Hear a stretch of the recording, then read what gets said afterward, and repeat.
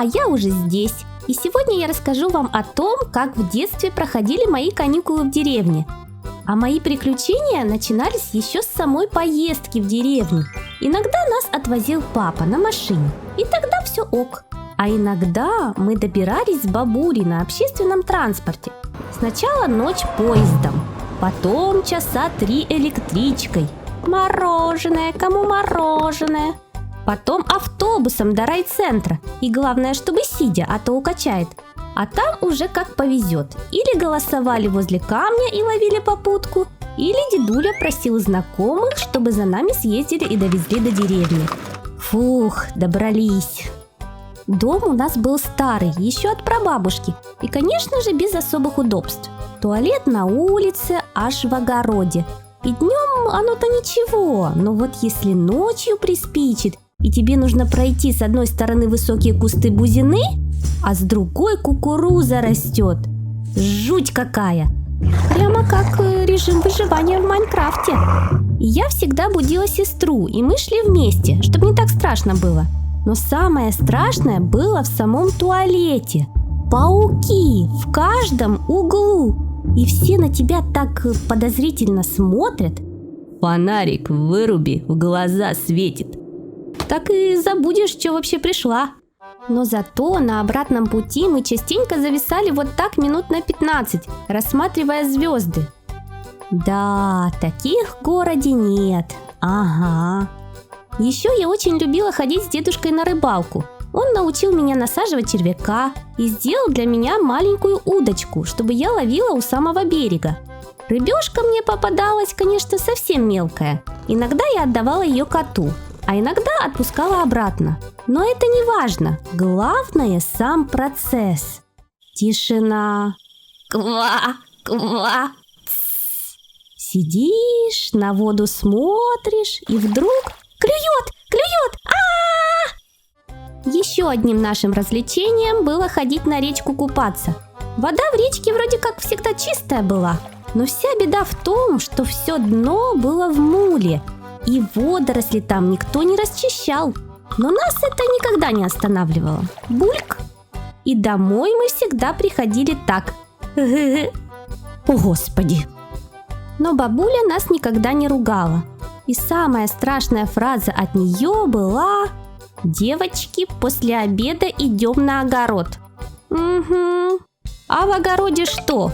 Картошка растет, и ей вечно что-то надо. То жуки ее атакуют, помоги, то бурьян ее притесняет, а то уже и копать картошку пора. Признаюсь вам, я ни разу не копала, лопата слишком тяжелая была. Поэтому моей задачей было собирать картошку в ведра на палючем солнце. А чё, загарчик ничего так прилипает, получше, чем на море. А, не, это грязь. И потом к вечеру мы с сестрой были как выжатый лимон. Ну что, гулять сегодня пойдем? Не, мийте ноги, лягайте спать. Ага. Вот такая история. С вас лайкосики за мои видосики. Ловите вторую часть каникул в деревне. Мое детство проходило в те далекие времена. Нет, не во времена динозавров, а в те времена, когда не было еще интернета. Да и мобильная связь до деревни почти не долетала. Ну ловись ты! Бррр. Фух. Поэтому все свободное время мы проводили на улице. И чтобы позвать друзей погулять, нужно было сделать так. Ну, не умею я свистеть. Зато сестра умеет. Звали? Гулять пойдешь? Поросятам дам, корову подаю, кролей покормлю и выйду. Короче, ждите через 5 минут на лавочке. И вот так почти каждый вечер, ну в те дни, когда не было дискотеки в клубе, на лавочку возле соседнего дома сползалась вся наша дружная компания. У нас с сестрой разница в возрасте 2,5 года, поэтому мы были в одной компании, и друзья у нас были общие. Вернее, в основном это были ее друзья, а меня они всегда считали малявкой. И меня это очень злило, ведь некоторые девчонки были моего возраста. А где малая? Да скоро придет. Сама ты малая, я тебя, между прочим, на 2 месяца старше. Но с другой стороны, меня как младшую всегда защищали и не давали в обиду.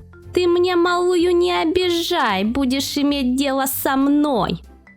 Целью таких посиделок на лавочке было поржать, посплетничать и послушать музыку.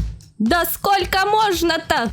Еще одним важным событием в деревне была ярмарка, которая проходила каждую пятницу рано утром на главной улице. На ярмарке можно было найти все, что угодно. Поросят, цыплят, новые галоши, какой-то секонд-хенд и многое другое. И на ярмарку шли все. Тетеньки одевали самые модные свои наряды, а бабулечки новенькие платочки. И ярмарка была в основном местом и поводом для встречи и обсуждения главных новостей деревни. Кто, что, где и с кем. Мы тоже ходили на ярмарку с бабушкой. Но не для того, чтобы что-то купить, а для того, чтобы встретиться с друзьями и договориться, во сколько вечером идем в клуб на дискотеку. А собраться и дойти до клуба было отдельным приключением. Во-первых, нужно было сначала отмыться от рабоплантаций, а из удобств у нас был только сенсорный умывальник во дворе с холодной водой. Поэтому мы грели воду в ведре, кипятильником. И тут главное было, чтобы пробки не повыбивало, дом же старый. В общем, после долгих сборов и наведения марафета, иногда в темноте, следующей задачей было дойти до самого клуба. А проблема была в том, что асфальт в деревне лежал только на главной улице, а на нашей нет. И, конечно же, после дождя кругом было сплошное болото. Например, лужа возле нашего дома так вообще никогда не просыхала. Складывалось такое впечатление, что соседи специально подливают туда воду, чтобы их уткам было где плавать. Но перебраться через это болото как-то же надо было, еще и не запачкать свои светлые кроссовочки. И поэтому мы делали так. Одевали дедушкины галоши, добирались до асфальта, прятали галоши в кусты и шли дальше в чистых кроссовочках. Дискотека в клубе частенько проходила по одному сценарию. Девчонки танцуют, а парни тусуются под стеночкой и ждут, когда включат медляк. Но были дни, которые отличались, например, после футбольного матча местной команды. И тут все зависело от итога игры. Если наша команда победила, то все, весь вечер наши герои в центре внимания. Все девчонки танцуют только с ними, а диджей крутит ту музыку, которую заказали победители. Но если вдруг так случилось, что наша команда проиграла, то лучше в этот день в клуб не идти вообще. А вот в те дни, когда по телеку шел бокс, можно было прийти в клуб и обнаружить такую картину. «Бей его! Бей!» А что, танцевать сегодня не будем? Понятно. Только зря намарафетились.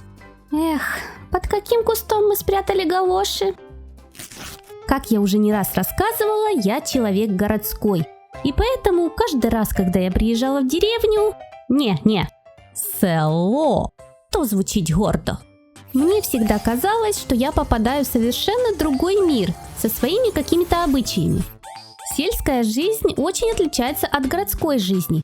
Во-первых, просыпаются здесь все с петухами и даже по выходным.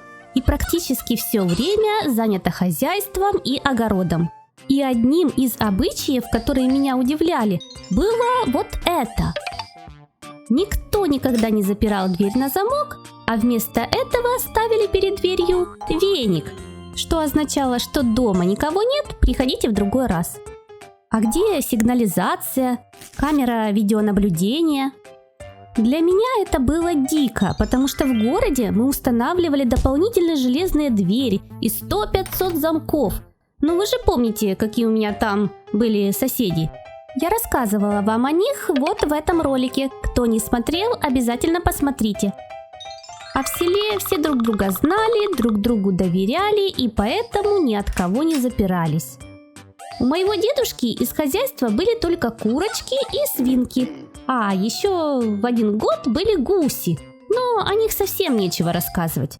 Жили-были 3 гуся, вот и сказочка уся. Так к чему это я веду?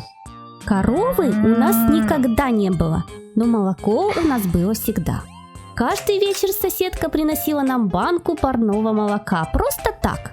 Да, вот такой у нас народ. Добрый и отзывчивый. И каждое утро бабуля отправляла меня к соседке отнести пустую банку из-под молока. А вместе с ней давала горбушку хлеба с горкой соли для коровки. Такой был обычай, чтобы корова давала много молока. И ты что, реально будешь это есть? Не думала я, что коровы так любят соль. И для меня тогда это было еще одним открытием.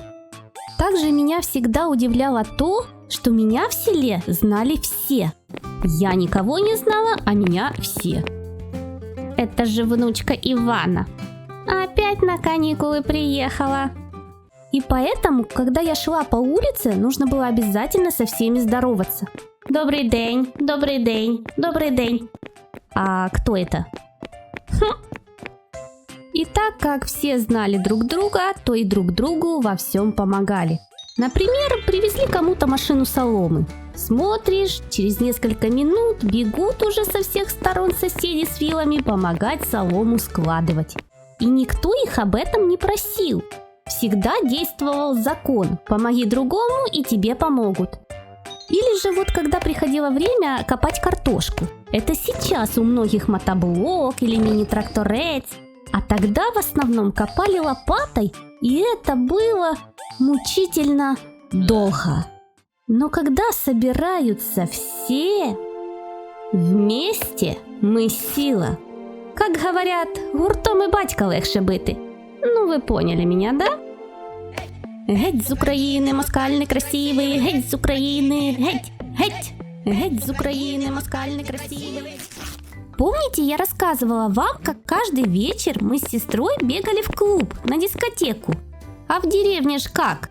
Если тебя после дискотеки какой-то мальчик домой провел, то все, на следующее утро вся деревня гудит о том, что вы встречаетесь. Ну и ладно, ну и пусть. Ничего, такой мальчик, футболист в местной команде. Но вот знаете, как-то странно на меня стали коситься деревенские девчонки. Я ж не здешняя, городская. Понаприехали здесь наших парней уводить. Езжай в свой город.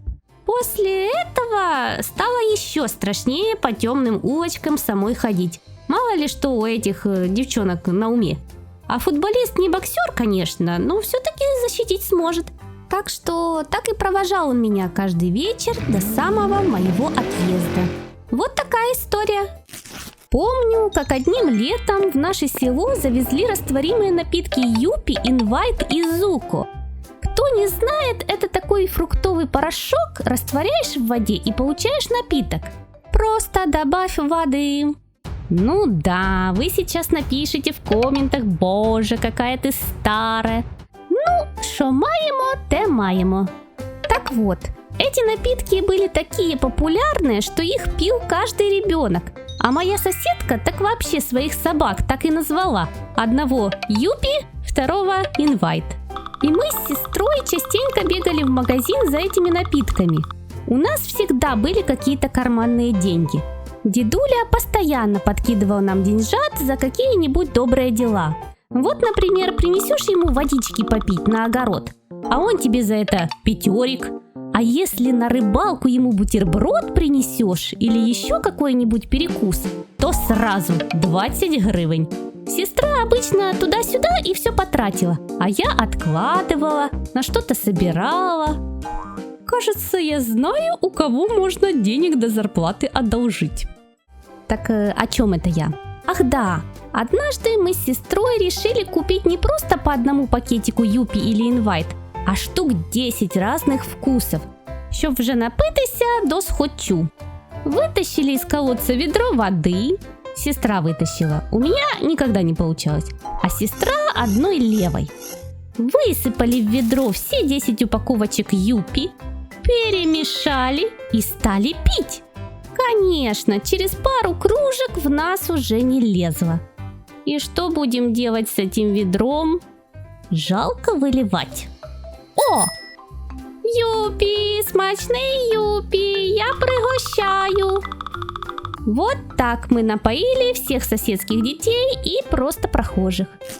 Новая серия деревенских историй была бы не такой интересной без вот этого человека. Но прежде чем я о нем расскажу, хочу напомнить вам, что на моем канале есть кнопочка «Спонсировать» для всех желающих поддержать мой канал. Спасибо большое! Так вот, этот чел мой двоюродный брат. Он приезжал в село не так часто, как мы с сестрой, но, как говорится, редко, но метко. В детстве его всегда тянуло на всякие приключения, а он тянул меня с собой. А вот бабуля за него очень переживала. То он поспорил с пацанами, кто выше на дерево залезет, а потом слезть не может. А ну швиденько злазь, кому кажу. А когда все-таки слез, то прямо на куст крапивы. Ау! То мы с ним обнаружили на чердаке в сарае маленьких слепых котят и решили в дом забрать. Ну, им же в доме теплее будет. Нащо ви їх взяли? Їх же тепер кицька годувати не буде. А то залезли на соседский мотоцикл и перекинули его, за что потом досталось нам от дедули. І хто це придумав? А однажды решил мой брат взять у дедушки велик покататься. Тільки не загуби. Да не потеряю я. Да понял я, понял. Через полчаса. Лови его, лови! О, говорили, балакали і на тобі здрасте. Я тебе провчу. Еще через полчаса. Деда, у меня велик украли. Ну, дедуля, конечно, потом признался, что это он велик забрал, но брату это было хорошим уроком. Може, на велику хочеш покататися? Не, дедушка, я пешочком. А вот недалеко от нашего дома стояла водонапорная башня, и на ней было гнездо с аистами. И как-то раз мы с братом нашли возле башни аиста с подбитым клювом. Решили напоить его водой. Как вдруг аист начал клевать моего брата за ноги. Ну, знаете как? Обычно в село мы с собой брали самую старую одежду и обувь, чтобы не жалко было, если, например, в коровью лепешку вступишь. Так вот, у брата в кроссовке дырка была, и палец прямо выглядывал. А аист давай его клевать прямо в эту дырку в кроссовке. Я чуть со смеху не умерла. Брату, правда, не так весело было. В общем, досталось ему прилично от этой птички. Да ему вообще от многих доставалось. То индюки за ним гоняются, то гуси. А по дороге на речку мы всегда проходили мимо поля, на котором паслись коровы. Мы с сестрой всегда шли спокойно, а он вот так. Хорошо, что коровы все привязаны были, иначе это было бы еще то родео. Мама. Да, сейчас мы уже выросли и редко видимся, но нам всегда есть что вспомнить. А пам'ятаєш канікули у бабусі, навколо класні всі друзі, місця щасливих людей. А пам'ятаєш в сільському клубі вечірка, і на танцполі ти зірка, місця щасливих людей.